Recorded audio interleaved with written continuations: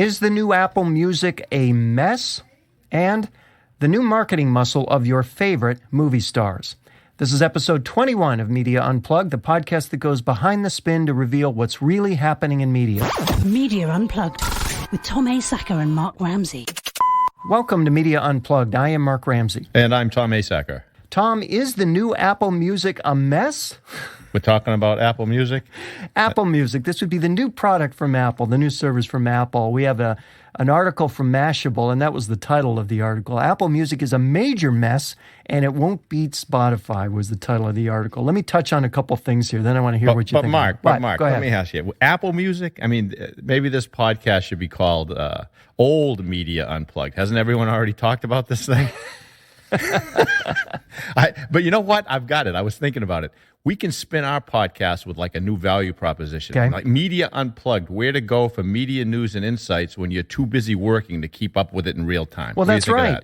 I mean, don't you think there's too much keeping up with it in real? Isn't that the problem, that there's too much keeping up with it in real time? It's nothing but knee-jerk analysis. It's important to let all of that stuff just kind of wash over you. Then come here and we'll give you the real deal. That's right. Think of this as like Newsweek.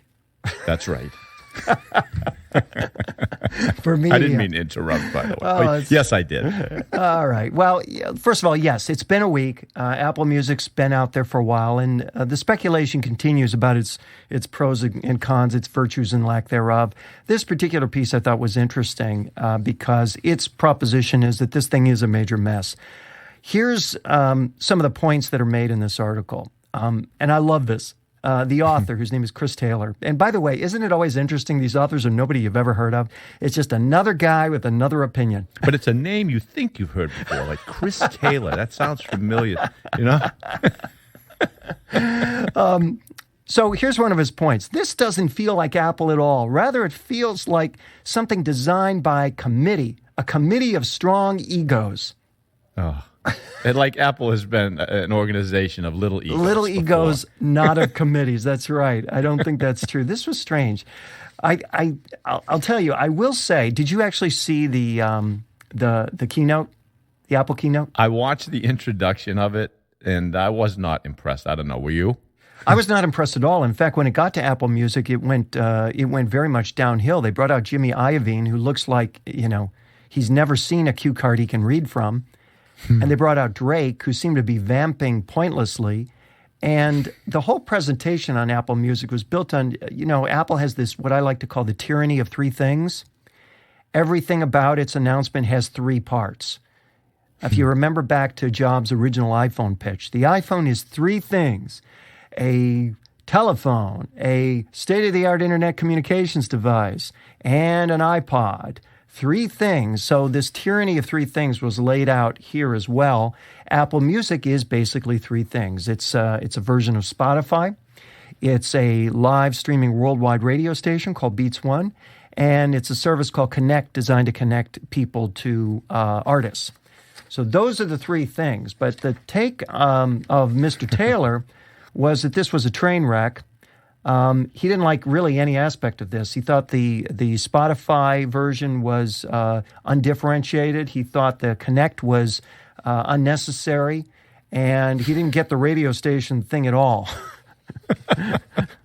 Well, what was your take, Tom? I haven't seen it. Right, it's not available till the end of the month, right. I guess. But so they call it All the Ways You Love Music, all in one place. Yes. Now I did look at the Apple Music TV ad. Yes. And that was pretty cool. That was classic Apple, right? Which was sell the feeling, the experience, not the product. But, and this is a pretty big but. This is like a Kim Kardashian-sized but. So what? No, when it comes to this music platform, so what? So this ad is all about music and the fact that people are turned on by music. Mm-hmm. See, unlike the iPhone and the iPad ads, there's nothing evocative about the Apple experience. Mm-hmm. And for a brand, I mean, that's a bit disconcerting, at least in my mind. It's funny you say that because I had the very same thought. In fact, as I watched that ad, I thought, wow, this is the greatest ad ever for the category of streaming music. Exactly. That this will make me rush to my Spotify service all the faster. In fact, you could take out the Apple ad or the Apple logo if there is one, and replace it with a Spotify or a Pandora logo, and I don't think it would change the impact of the spot at all, would it? No, I'm with you. Listen, a brand is nothing more than a little story in our heads, and it's based on the signals we receive through our perceptions, our experiences. Mm-hmm. Apple is sending some very different signals today than it did when Steve Jobs was running the company. I mean, they're saying we're a fashion and entertainment brand, right? Not a change the world, empowering technology brand. Now, the stories in people's heads take a long time to change. And, Apple does send powerful social signals because of the mass of users. But I don't know who said it. Those who can't remember the past are condemned to repeat it. Mm-hmm. Sony used to send a powerful signal about technology, innovation, and divine design. Remember? I mean, back in the Walkman days, what Sony, you thought Sony, Steve Jobs thought Sony was it. Yes. So I don't know. I mean, I'm going to make a prediction right now. You've heard this first here on Old Media Unplugged. Apple is going to launch some type of entertainment division, and it's not going to be before too long. Mm-hmm. I believe it. What does that mean? Because it looks like that's where they're going. What do you mean, an entertainment division? Who knows? Maybe they're going to make films. I don't know where they're going. Just like Sony Entertainment, you're going to see an Apple Entertainment. Interesting. But, okay, back to Apple Music. So the reviews are not kind. What did Business Insider call the launch? One of their sloppiest debuts. It was sloppy. And Gadget, they called it a mishmash.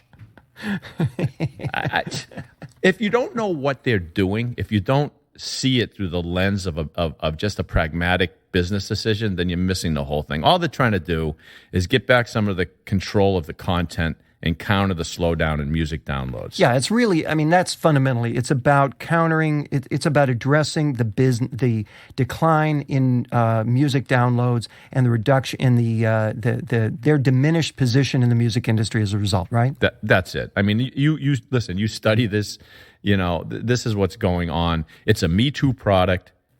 And now this is the interesting thing that they're doing, though, because they have a huge platform. They're going to try to leverage the way people behave. I mean, their perceptions and their existing behavior. They've got hundreds of millions of people who already own and use iPhones, iPads, iTunes, iWatches are coming. Mm-hmm. And once those people download iOS 9, the Apple Music icon is going to be staring them right in the face on the front page. Okay. So you take that. Now remember, I know that this is a paid service, but you take that, you give people a lengthy trial period. 3 months. Right? The fact that they have 800 million credit cards on file in iTunes, where you don't have to fill out any information. All you do is click that thing. Mm-hmm. So who knows when it comes to how people are going to behave in the future?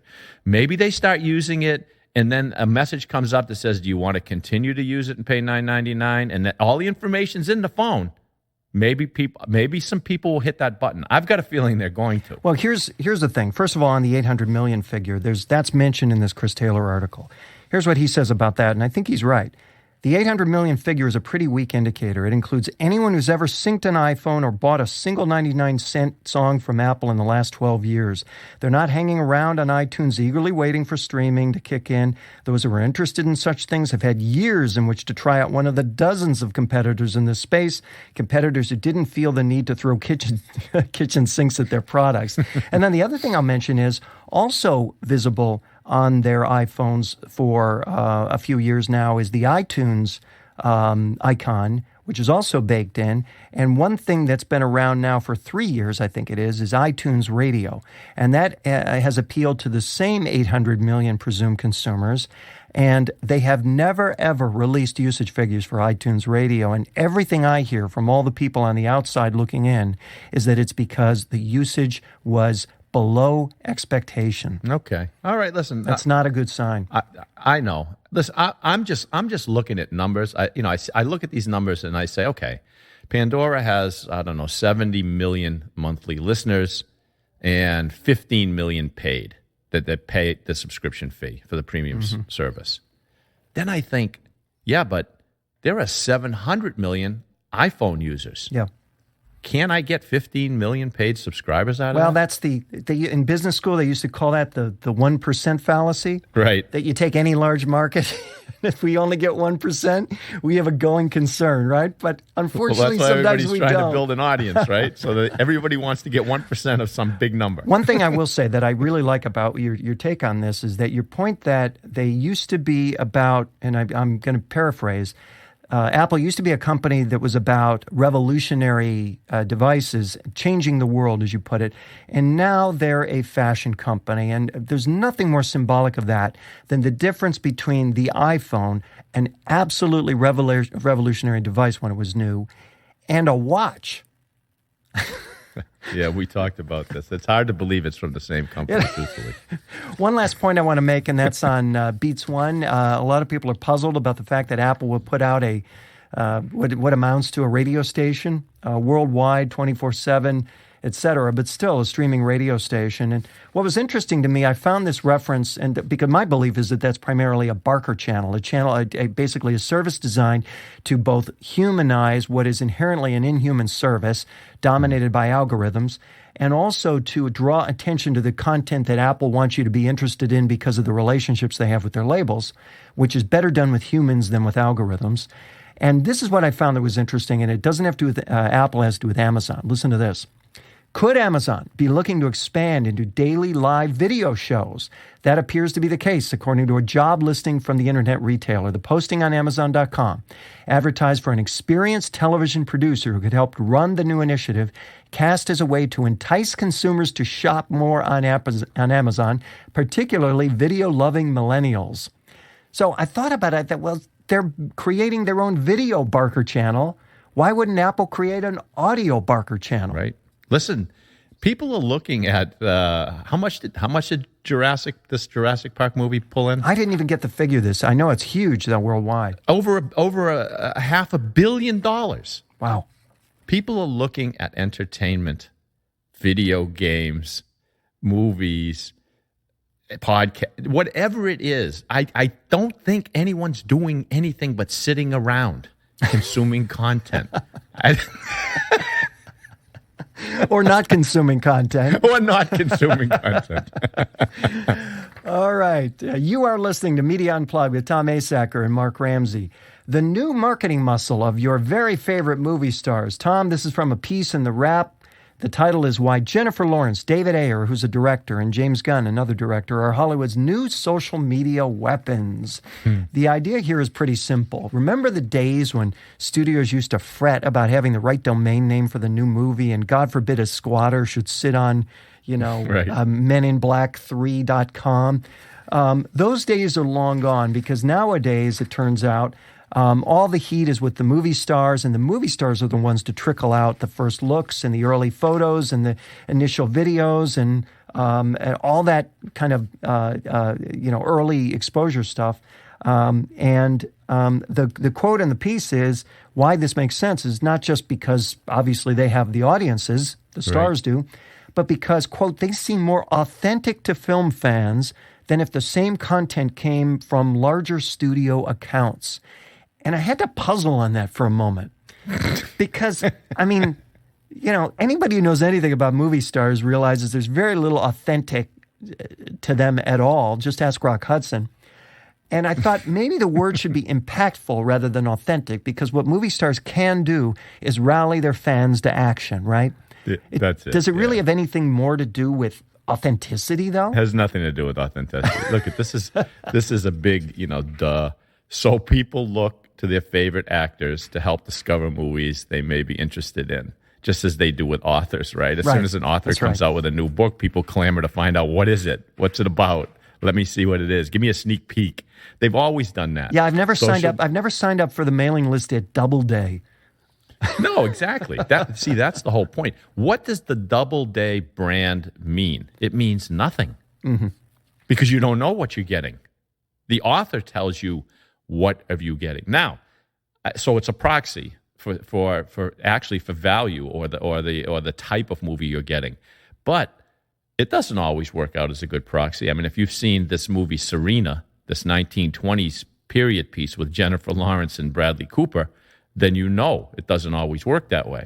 But in general, if I hear from, let's say, Russell Crowe or Daniel Day-Lewis about their new movie project, I'm going to get turned on to check out that movie, right? And that's great for the movie stars because that gives them ever more leverage. And if you remember, some of the leaks from the Sony thing late last year included some interchanges about how much certain movie stars wanted to tweet about their movies. Well, I'm sure, and I don't know if they're being paid for this, but I'm sure that they're going to want a piece of the action if they're going to do the marketing. I assure you this is part of the deal. Whether they're being specifically paid for specifically this, I doubt. However, you can bet that this is part of the 360-degree promotional deal that goes into being a star in a major motion picture. You can assume that to be so. Yeah. So, listen, this makes perfect sense, right? Social media makes it easy. It's cheap. They're teasing us again, which is smart marketing. It gives us a sense, a taste, kind of like those Asian restaurants, at the airport food courts. It's people are walking around with little meat on toothpicks. They try to give us a little taste of the thing so that we want more. That's what they're doing. Right.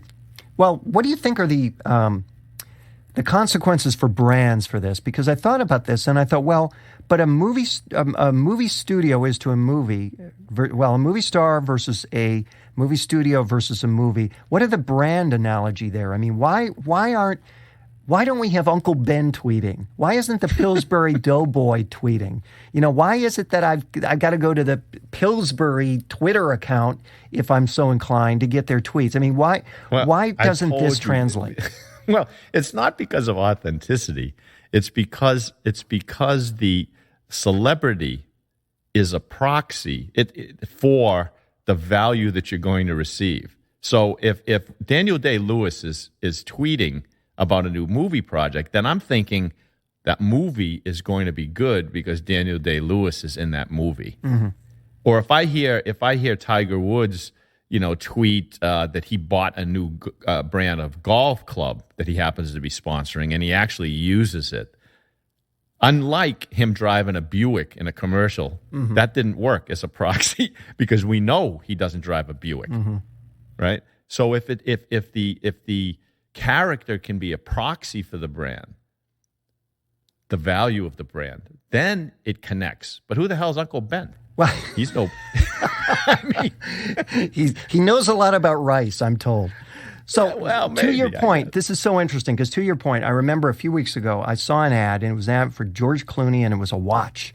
And there was George on a sailboat looking very Clooney-ish and he had that watch on his wrist and I took one look at it and I thought, do I want the Apple Watch or do I want George Clooney's watch? Yeah, exactly. I want George Clooney's watch. That's it. That's how that works. That's that identification with the person. It's not authenticity, it's identification. Those are two different things. Good point. All right, Tom, time for rants and raves. What do you have for us this week? Oh, you're making me go again first? All right. Jeez, you do this. I think so that you can figure out which one of the ones you have lined up you need to... No, unfortunately, okay. I have bad discretion and use them all regardless. Okay. All right. Here's what I thought. I thought since we were going to rant about Apple, I thought I'd pile on, right? What the hell? We love to knock down the ones we put up on these pedestals. So I'm digging into this new operating system, this iOS 9 that they're coming out with. And you're going to love this. I discovered it's going to have the ability to track people's sexual activity. I swear to you, it's in this health app. Exactly when you had sex, how often, whether or not you used protection. Now, I'm guessing this is self-reported, but, who the hell knows? Maybe it gets its information from some kind of wearable or something. This is where everything's going. But anyway, I'm going to make a prediction. I'm going to predict this is going to be a big, big feature to the young and to the old, because I'm thinking about this and I see the young, right? What they're going to do is lie. They're going to load the app with made-up sexual trysts and conquests, and then they're going to try to use that data to impress the opposite sex. What they'll do is they'll inadvertently leave their iPhone on the bar with some flashing bar chart on it or something. Now, the more mature among us, especially married men and those in long-term monogamous relationships, They're going to do the opposite. They're going to strategically forget to add occasions of sex so that they can display a line graph that's trending down. Then they'll pull up comparison charts of similar demographics, and then they'll do an overlay to prove with data that they're being deprived and that maybe their health is even suffering from it.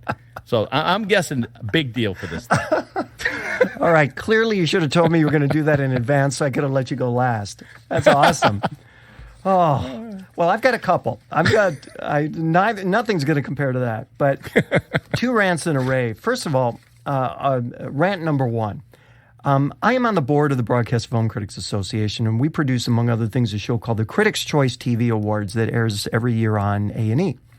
And it just completed recently, and it had this was the first showing on A&E, and the premiere showing attracted 522,000 viewers, which I'm told is something less than what's normally gotten for a repeat episode of whatever show happens to be on A&E. So not the greatest performance in the world.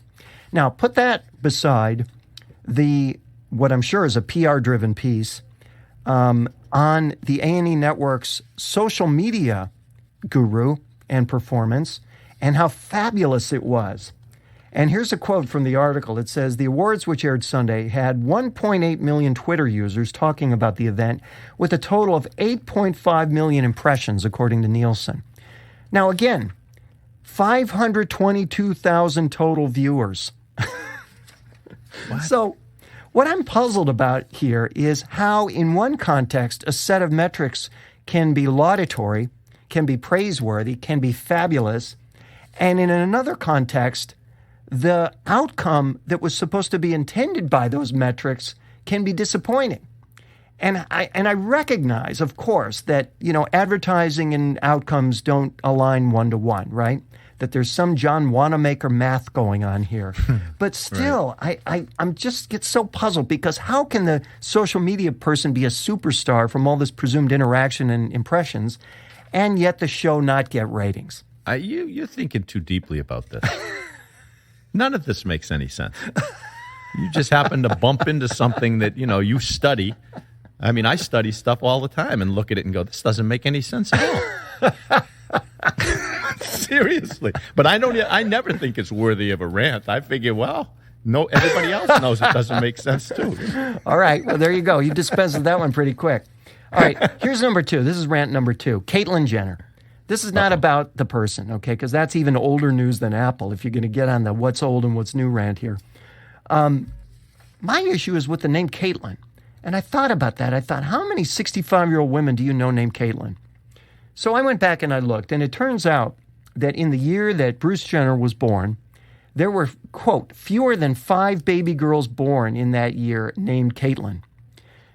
What the hell are you mean he should have gone back to when he was born to find the right name? You've got to have an age-appropriate name. You need an age-appropriate everything else. You need an age-appropriate hairdo. Why not an age-appropriate name? All right, I can't wait. What name should he have given I himself? don't know what name he should have given, but I'll tell you, the popularity of Caitlyn peaked in 98, and last year it looked like the name was headed for a decline in popularity steady through 2037. Well, that motivated me to look up more names, specifically yours and mine, Tom, because I wanted to know how appropriate are these names. So here's what I found.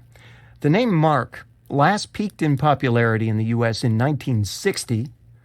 It will decline as a baby name every year from now through 2031, which means, I am basically the Ezra of the future, okay? You are talking to, Now, Tom last peaked in 1959. Oh, Jesus. It will next peak as a baby name in 2038. How do they know when it's going to peak again? Listen, you're asking... After your rant on my previous rant, you're asking me a question like that? How am I supposed to know? Well, again, you're throwing out these numbers and data that make no sense. That's proof right there. That's proof right there. And here, in fact, is talk about throwing out numbers and data that make no sense. Here's my rave. The article's from the Washington Post, and it's called How and Why a Journalist Tricked News Outlets into Thinking Chocolate Makes You Thin. Oh, boy, I read about this. Did you read about this? Isn't this awesome? I love this. So I'll summarize. So there was a journal that published a study, And the study was picked up by all kinds of jubilant media almost instantaneously with things like scientists say eating chocolate can help you lose weight, the Irish Examiner. Excellent news, chocolate can help you lose weight, Huffington Post, India. Dieting, don't forget the chocolate, says Modern Healthcare. And as the article says, it was unbelievable news and reporters shouldn't have believed it. Basically, it was done by it was all created by an enterprising reporter who faked his name and actually did conduct a study, by the way. He conducted a study with 15 people. Wow. And about 1 million variables. And it turns out when you conduct a very small study with a very large number of variables, you can prove almost anything a tiny little bit. And in fact, what he proved is that I think that the members in the chocolate group of his test group lost 0.1% more of their body fat than those on the diets alone. And that's what was reported to reporters. 0.1%. Jeez. So, again, the point of this was all done in order to fool people, in order to say that even health reporters are not looking skeptically at these things. And as the article says, if you're reporting on a scientific study, you need to actually look at the paper. You need to talk to a source who has real scientific expertise. They don't have time for that. They'll end up being old media like us. That's it. Old Media Unplugged. That's Old Media Unplugged for this week. Please remember to subscribe to us at iTunes or on Stitcher. And while you're there, please rate the show. It helps other folks discover us. You can also catch us at SoundCloud, Podcast One, Radio Inc., Media Biz Bloggers, and Net News Check. You can follow Tom on Twitter at Tom Asacker, circa 1959, and Mark at Mark Ramsey Media, circa 1960. Send us your questions and comments using hashtag Media Unplugged. If there's a media topic you want us to cover, tweet us. You can read the show notes and share the show at our website, MediaUnplugged.net. Special thanks to the producer of Media Unplugged, Jeff Schmidt. Exciting audio for media. You can find him at jeff-schmidt.com. For the one and only Tom Asacker, I'm Mark Ramsey. Thanks for listening.